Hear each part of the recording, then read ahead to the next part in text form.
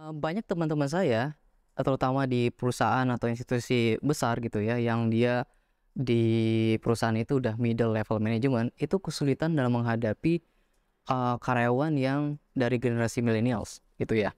Salah satu yang paling mereka, biasa diskusikan bersama saya adalah sulitnya quote and quote mengatur, karyawan millennials ini gitu ya. Mereka dikenal, suka membangkang atau mereka tidak suka diatur-atur gitu ya. Itu yang paling, sering kalau saya berdiskusi dengan teman-teman, problem gitu ya yang mereka hadapi ketika harus deal dengan, karyawan atau bawahan yang millennials.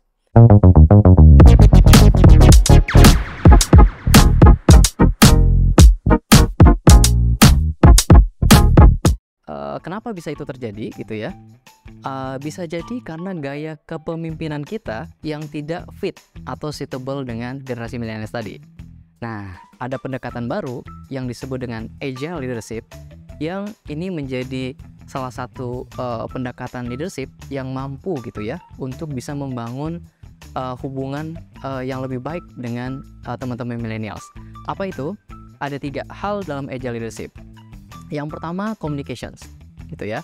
Saya rasa semua, gaya kepemimpinan itu tentu berangkat dari komunikasi. Jadi kalau atasan atau pimpinan itu ingin melakukan sebuah terobosan taruhlah seperti itu atau melakukan sebuah program, tentu dia harus memulai itu dengan komunikasi.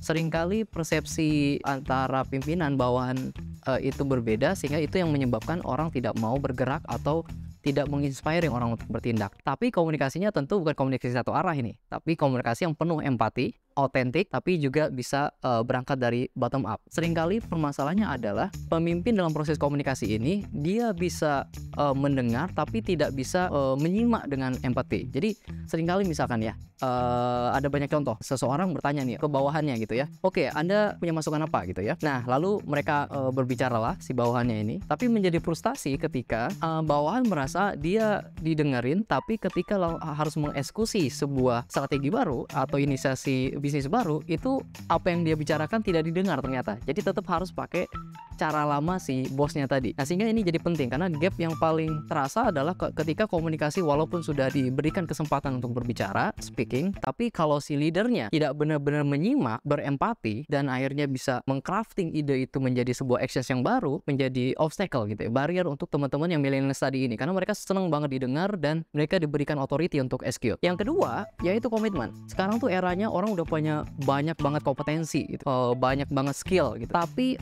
orang yang survive itu adalah orang yang juga si leadernya gitu ya. Setelah dia berbicara sebuah ide, itu komitmen dia gitu ya. Maka orang suka berkata, wah itu tergantung one of the top-nya Pak gitu ya. Kalau mau melakukan perubahan tergantung atasan gitu ya. Nah, disitulah pentingnya komitmen. Jadi kalau kita udah once setuju dengan voice dari bawahan tadi, itu kita harus benar-benar komit dan harus backup untuk support strategi yang udah disepakati. Yang terakhir, collaborations. Meskipun kata collaborations ini sudah sering muncul gitu ya, tapi ternyata tidak semudah itu di praktikal. Karena banyak masih berpikir bahwa semua resource, semua sumber daya itu bisa diadain sendiri. Nah, sehingga dia menjadi sulit ya untuk bergabung ke ekosistem gitu ya.